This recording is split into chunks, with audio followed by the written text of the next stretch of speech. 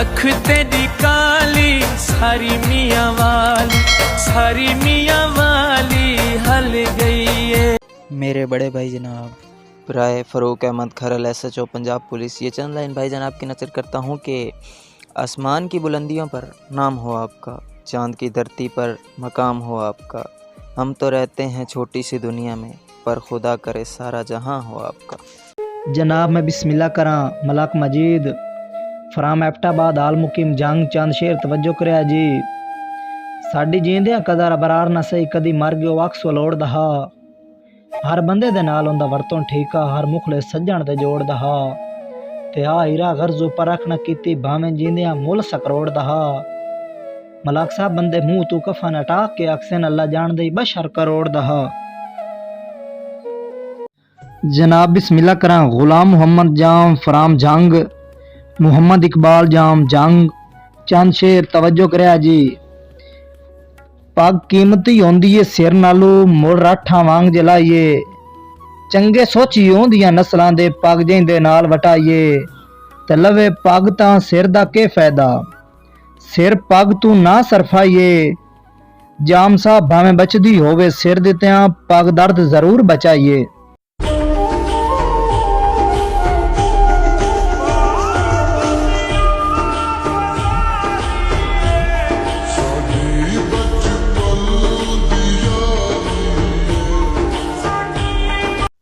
मेरे बहुत ही प्यारे भाई जनाब उमर दराज फ़िलहाल सऊदी अरब भाईजान दी नज़र दौड़ा। भाईजान तवज्जो करे लिखदा है कि हथी चढ़न गरीब तां शाही दे विच, बेजुर्म छुड़ींदे टंग नहीं। जेड़े लोग हया तू झुक जावन उन्हां नाल लवींदी जंग नहीं।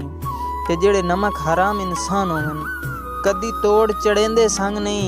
मुश्ताक पुराना हो सकदा है कदी सोने नूं लगदा जंग नहीं। तेरे बाजू जीवन औखा, तेरे बाजू जीवन औखा, हुण मिठड़ा मन ठार सांवल।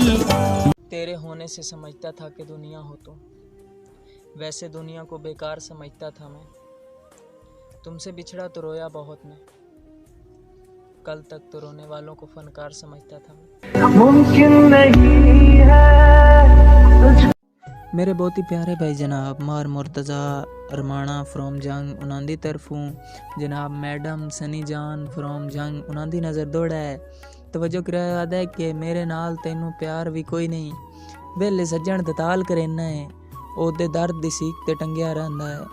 चंगी सज्जण संभाल करेना है, ओ वग वंजे तां सालां पिछू वापसी दी चिंता भाई वाल करेना है।